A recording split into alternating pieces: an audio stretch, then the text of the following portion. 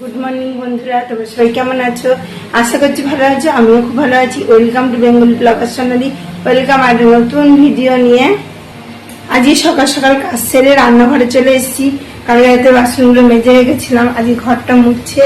তাড়াতাড়ি রান্নাঘরে চলে এলাম রান্না করতে, কারণ ছেলের আজকে একটা অ্যানুয়াল ফাংশন আছে, সেখানে যাবো। তাড়াতাড়ি দেরি হয়ে যাচ্ছে জন্য রান্নাটা সেরে গেলে ঘরের লোক খেতে পারবে। সে না, আজ বেশি কিছু রান্না করছি না।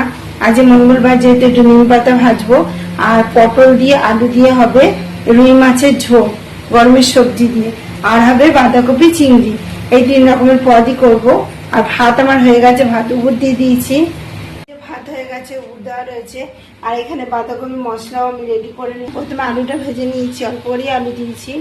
আর বাঁধাকপিটাও ভালো করে ভাজা ভাজা করছি, তাহলে কি আর শুকনো শুকনো বাঁধাকপি খেতে বেশ ভালো হয়। আর এখানে দেখো পটল আর আলু কেটে নিয়েছি, মাছের ঝোল হবে। আর এখানে দেখো নিম পাতা ছাড়িয়ে রেখেছি, ভাজা হবে। আর এখানে দেখো যে রুই মাছ রয়েছে, কয়েকটা চারাপোনাও রয়েছে, এই দিয়েই ঝোল হবে। দেখো বন্ধুরা, বাঁধাকপি চিংড়ি আলু সব ভালো করে ভাজা ভাজা হয়ে গেছে।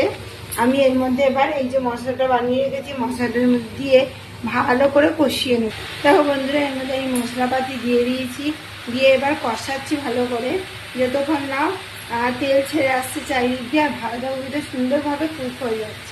বন্ধুরা, বাঁধাকপি আমার রেডি হয়ে গেছে, একদম ভাজা ভাজা বাঁধাকপি। দেখো জল পড়েই রয়েছে, জল আর দিইনি। ওই মশলায় যেটুকু দিয়েছিলাম সেইটুকুই, একদম রেডি। এবার আমি পাত্রে ঢেলে নেবো, পাত্রেও রেডি করে নিয়েছি।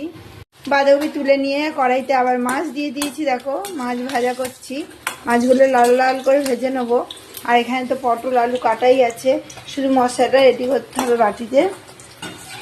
যত লাল লাল করে ভাজবো, মাছের ঝোলটা খেতে কিন্তু বেশ ভালো হয়। দেখো এই মাছ কটা ভাজা হয়ে গেছে আমার, এগুলো বাটিতে তুলে নেবো।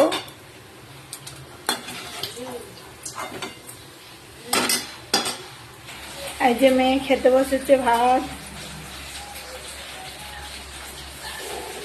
ও বাঁধাকপির তরকারি, আর মাছের মাথা দিয়ে যে ডাল করেছি সেই দিয়ে খেতে বসেছে। আর এখানে আমি মাছ আবারও ভাজি চাপিয়ে দিলাম, এই কটা ভাজা হয়ে গেছে, এগুলো দিলাম। আর ততক্ষণে মাছ ভাজা আমার কমপ্লিট। আর এখানে তেল নিয়ে নিয়েছি, আর একটুখানি মাছ ভাজার পর তেল ছিল, আর একটু তেল নিয়ে নিয়েছি। এর মধ্যে দিয়ে দিয়েছি গোটা জিরে তেজপাতা। আর এবার সবজিগুলোকে সব দিয়ে দেবো, আলু পটল সব এগুলোকেও লাল লাল করে ভেজে নেব।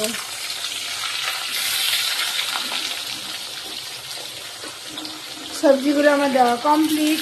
এর মধ্যে হালকা করে একটু নুন আর হলুদ দিয়ে দেবো সবজিগুলো ভাজা করার জন্য।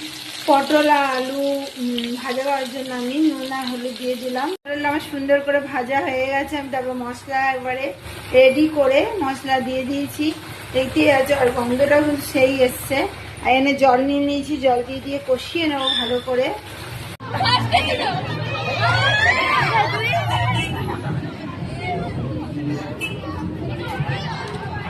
রান্না বান্না করেই চলে গেছিলাম, ছেলের অ্যানুয়াল ফাংশন ছিল, তা আমরা নিচে অপেক্ষা করছিলাম, ওরা অনুষ্ঠান করছিল। আর নিচেও দেখছিল কত ভিড়, বিয়ে বাড়িতে অনুষ্ঠানটা হলো। তা বাড়িতে চলে এসে, বাড়িতে এসে কি কি রাতে রান্না করেছি চলো তোমাদের দেখাই। ওইদিকে ডিম পাউরুটি টোস্ট বানিয়েছি, আর ছেলে পছন্দের। এটা দেখো চাউমিন করেছি, চাউমিন। আর এখানে আছে দেখো পাস্তা আর ম্যাগি একসাথে করেছি। আর এখানে ডিম আলু চোখা। আর সকালে এই যে নিম পাতা ভেজেছিলাম, তারপরে বাঁধাকপি করলাম, মাছের ঝোল করেছি আর এইটুকু আছে। আর এখানে দেখো বাঁধাকপি আর এইটুকু করে আছে। তা বন্ধুরা, আজকের মতো ভিডিও আমার এইটুকুনি। আজকের মতো ভিডিও আমি এখানেই রাখছি। আমার ভিডিও যদি ভালো লেগে থাকে অবশ্যই চ্যানেলটা সাবস্ক্রাইব করবে, লাইক কমেন্ট শেয়ার করতে ভুলো না। কাল আবার নতুন ভিডিও নিয়ে খুশি গিয়ে আসি। সুস্থ থেকো, ভালো থেকো, সবাইকে ভালো থেকো, বাই।